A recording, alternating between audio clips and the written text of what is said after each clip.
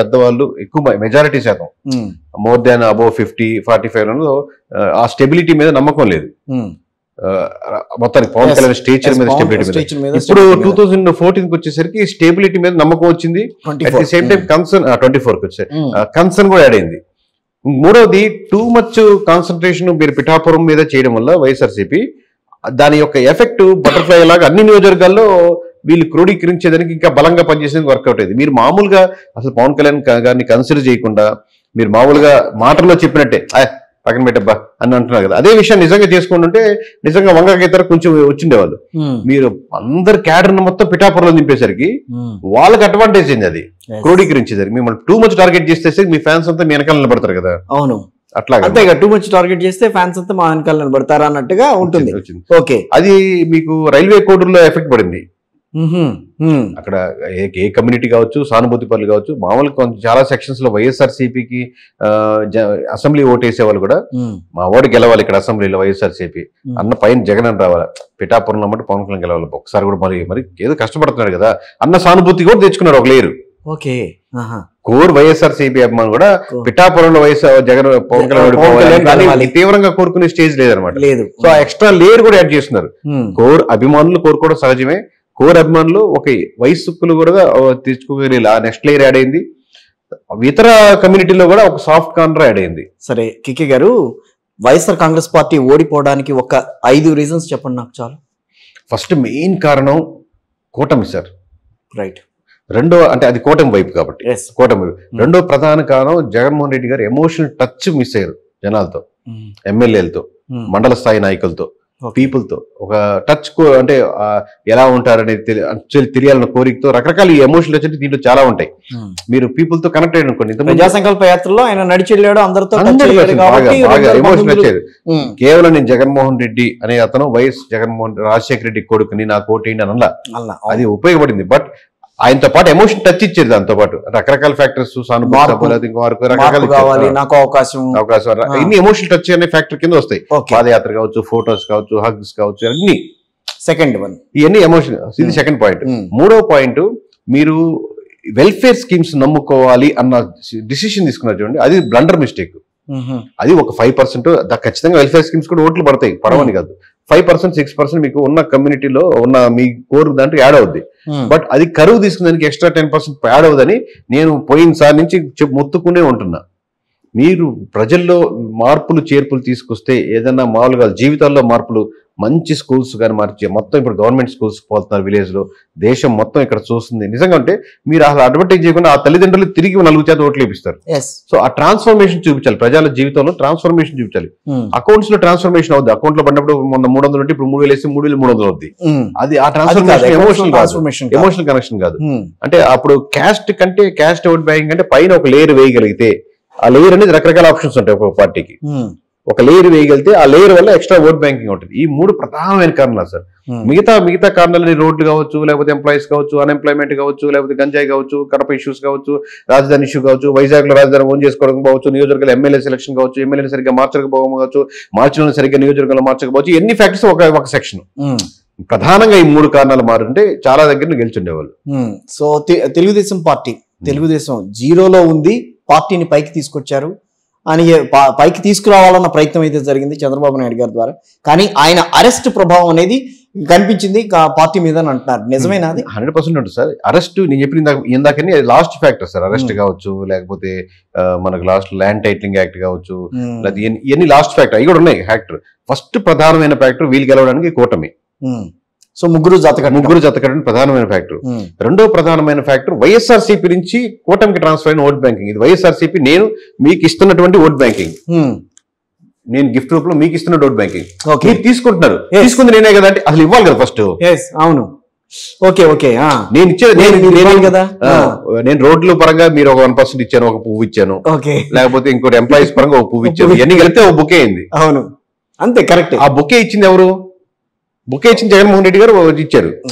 నేను land titling act ఇవన్నీ తర్వాత లాస్ట్ లో ఎమోషనల్ హై అయ్యేదానికి, ఇంకా ఎమోషనల్ గా రీచ్ చేయడానికి, మీడియాలో బాగా చూపించేదానికి, జనాలు కూడా ఫీల్ అయ్యేదానికి, కనెక్ట్ అయ్యేదానికి అంత పెద్ద ఆయన అరెస్ట్ చేస్తారా, ల్యాండ్ టైటిలింగ్ యాక్ట్ చేస్తారని చెప్పి, లేదా షర్మిలా గారి ఎఫెక్ట్ ఇవన్నీ కూడా ఉన్నాయి. బట్ ఫస్ట్ ఇచ్చింది జగన్మోహన్ రెడ్డి గారు. First you have to thankful to him అన్నమాట. అట్లాగే స్వయంకృతాపరాధం అన్న పదం వాడుకోవచ్చు మరి ఇక్కడ. అంతే కదా సార్. ఇప్పుడు మన సింగిల్ మ్యాన్ పార్టీలు సార్, వన్ మ్యాన్ డిసిషన్స్. ఆయన ఏం చెప్తే అది, పవన్ కళ్యాణ్ గారు ఏం చెప్తే అది పార్టీ, చంద్రబాబు గారు ఏం చెప్తే అది పార్టీ డిసిషన్. ఇక్కడ జనరల్ బాడీ మీటింగ్ పెట్టుకుని ఒక అంశం పెట్టుకుని ఈ అంశంలో మీరు ఏమంటారని చెప్పి ఎక్కువ మంది ఇట్లా అని అలాంటి పార్టీలు కాదు కదా. One man show, one man decision, one man army. Army వెనక చాలా మంది ఆర్మీలు ఉంటారు, చదివే విషయం. సో కాబట్టి గెలుపుకి 100% ఇప్పుడు పవన్ కళ్యాణ్ డిసిషన్ కి గెలుపుకి ఆయనే రెస్పాన్సిబుల్ ఎలాగో, చంద్రబాబు ఎలాగో, అలాగే లాస్ట్ టైం జగన్మోహన్ రెడ్డి గారు గెలుపుకి ఆ నిర్ణయాలకి ఆయనే రెస్పాన్సిబిలిటీ ఎలాగో, ధైర్యంగా నిలబడ్డారంత అన్ని పార్టీలు అన్ని అగేన్స్ట్ అన్ని కేసులు ఉన్నాయి. అలాగే ఓటమి కూడా 100% స్వయంకృతాపరాధం అన్న పదానికి దాన్ని మనం వెనక ముందు చూసుకోవాల్సిన అవసరం. 100% he have to take the responsibility. Final గా వైఎస్ఆర్ కాంగ్రెస్ పార్టీ ఇప్పుడు ప్రస్తుతం 11 స్థానాలతో ఉంది. సో జగన్మోహన్ రెడ్డి గారి స్థానం పక్కన పెట్టి 10 స్థానాలు. So will they continue in the Andhra Pradesh? Sir 11 మంది రేపు పొద్దున కూటమికి వెళ్ళిపోయారు అనుకోండి, let's assume. No 10 Jaganmohan Reddy గారిని కూడా దాంట్లో లాజిక్ మిస్ అయ్యారు. 10 మంది మిస్ అయ్యారు అనుకోండి. దట్ డజంట్ మీన్ దట్ వాళ్ళు జగన్మోహన్ రెడ్డిని చూసి 40% మంది ఓట్లు వేశారు.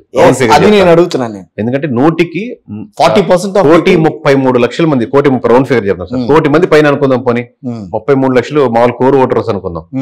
వాళ్ళు ఎప్పటికీ జగన్మోహన్ 30 లక్షల మంది ఓటు వేశారు. 1,00,000 మంది అనుకుందాం, 30 లక్షల మంది కోర్ వైఎస్ఆర్సీపీ అనుకుందాం.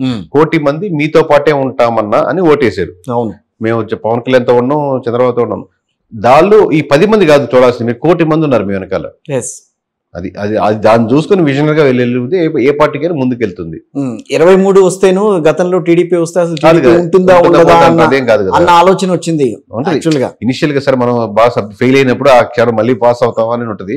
అట్లాగే వాళ్ళు ఇచ్చిన హామీలు అమలు చేయగలరా, హామీలు ప్రభావం చూపించినాయి కదండి. మీరు ఒక ప్రశ్న వేస్తే జగన్మోహన్ రెడ్డి సరే కరెక్ట్ గా అడిగాడు అని చెప్పి రేపు పొద్దున ఫీల్ అయ్యే విధంగా అడగాలి. అంటే ఇప్పుడు హామీలు కూడా ఆ ప్రభావం చూపించినాయి కదా.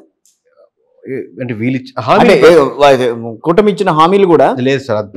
అంటే ఇప్పుడు సూపర్ 6 అని చేశారనుకోండి, అవును, దాంట్లో నుంచి బస్సు లేడీస్ కి అందరికి ఫ్రీ అన్నారు కదా, అది తీసేసిన ఎన్ని సీట్లు వచ్చిండేవి, అది తీసేసిన ఎన్ని సీట్లు వచ్చి సూపర్ 5 అనుకున్నా కానీ. ఓకే, లెట్స్ అస్యూమ్ ఇంకోటి తీసేద్దాం, సిలిండర్లు 3 సిలిండర్ ఇస్తారంట. అందుకే జగన్మోహన్ రెడ్డి ఓటీను ఈసారి పవన్ కళ్యాణ్ ప్రభావం చూపించు. అన్నీ కాదు, పెన్షన్స్ ఉంది తీసే కంటిన్యూ 4,000 ఉండొచ్చు.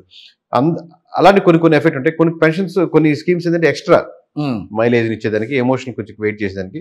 కాబట్టి ఆ ఎక్స్ట్రాని భారం తర్వాత చాలా భారీగా పడుతుంది కదా. ఓకే ఓకే, అవును, అంతే కదా. భారీగా కుటుంబానికి 3 సిలిండర్లు ఫ్రీ అంటే ఎంత ఎక్స్ట్రా పడుతుంది.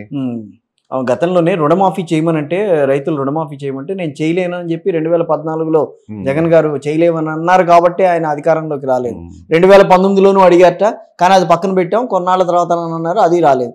2024 కూడా మళ్ళీ అదే ఆలోచన వచ్చిందంటే అది కూడా, దాన్ని కూడా వాళ్ళు కాదని అన్నట్టు. సో ఇంకా నేను మీ టైం వేస్ట్ తెలుసుకోలేదు. ఒక్కసారి మీరు మీ విస్తృతం చేయాలన్న ఆలోచనని ఎందుకు తీసుకొచ్చారు? ఆంధ్రప్రదేశ్కి మాత్రమే పరిమితం అవుదామని అనుకున్నారు, 2 తెలుగు రాష్ట్రాలకి పరిమితం అవుదామని అనుకున్నారు కదా. సో విస్తృతం చేయాలన్న ఆలోచన ఏంటి, దానికి ప్రాతిపదిక ఏంటని అంటారు? ఇక్కడ ప్రాతిపదిక ఏం లేదు సార్, స్టెప్ బై స్టెప్ ఎదుగుతుంటాం కదా. ఎదిగేది ఏంటంటే ఫస్ట్ మనం ఒక నియోజకవర్గం ఎమ్మెల్యే చేయగలుగుతామా అని ఆలోచనతో మొదలు పెడతాం. 7 ఏళ్ల క్రితం తర్వాత చేయగలుగుతాం, ఓకే ఒక జిల్లా చేయగలుగుతాం, గోదావరి జిల్లా వరకు చూసుకుందాం.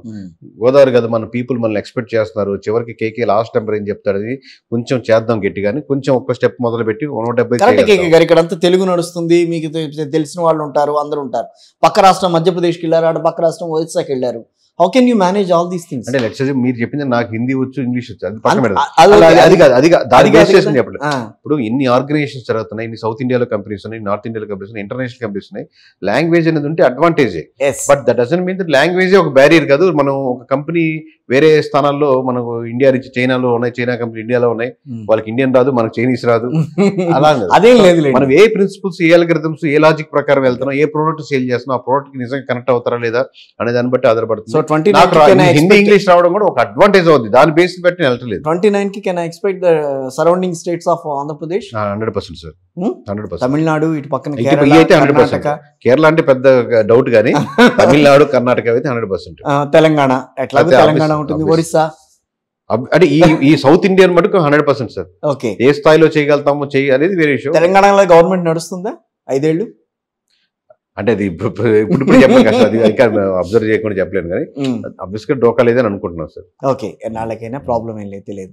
అంటే ఇక్కడ రెండు రాష్ట్రాల మధ్య సంబంధాలు అనేవి కూడా కొంత ఆలోచన వస్తుంటాయి కాబట్టి, అంటే చంద్రబాబు నాయుడు గారు ఉన్నారు, ఇక్కడ రేవంత్ రెడ్డి గారు ఉన్నారు కాబట్టి అంతా ఒకే తాను ముక్కలని కొంతమంది అంటుంటారు. బట్ అది డిఫరెంట్. అది బట్ ఆయన వాళ్ళు ఒప్పుకున్న ఒక పర్సనల్ రిలేషన్ ఉంది సార్. ఉంది. నాకు వైఎస్ఆర్సీపీ ఎమ్మెల్యేలు ఓడిపోయిన వాళ్ళతో కూడా చాలా పర్సనల్ రిలేషన్ ఉంది. వాళ్ళు కలిసి చెప్పగలుగుతాం. వాళ్ళు ఓడిపోయారా గెలిచారా సంబంధం లేదు కదా. అలాగే టీడీపీ వాళ్ళతో జనసేన ఉంది, పక్కన పెడదాం.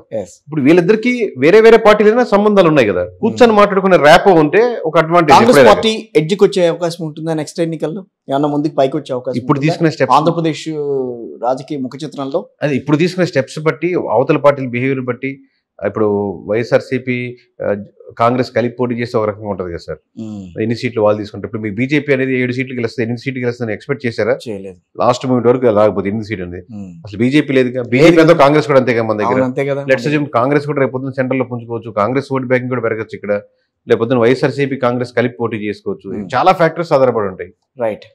థ్యాంక్ యూ వెరీ మచ్ అండి కేకే గారు. Thank you very much.